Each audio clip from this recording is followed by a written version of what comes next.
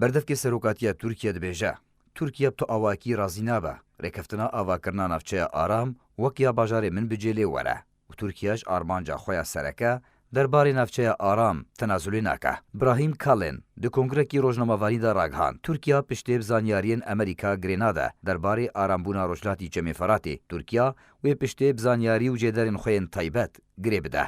Kalên amaja bûye çendê da û got xalên Amerîka û Tirkiya derbarê navçeya aram li ser rêkeftina zûtirîn dem de dê bikevne dwarê cîbjîkirinê de.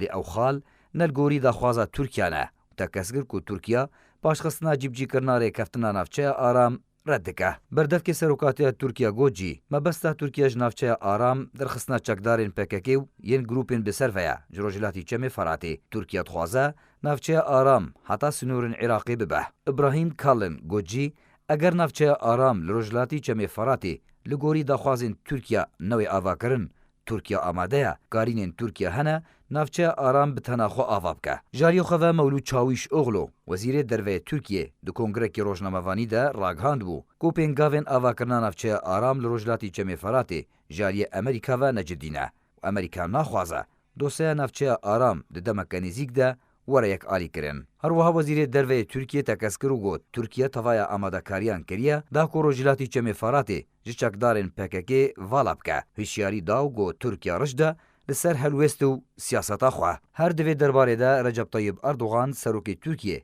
di heman roja ku dewriyên Emerîkî Tirkiyên hevbeş lê girêspî destpêkirin ragihand.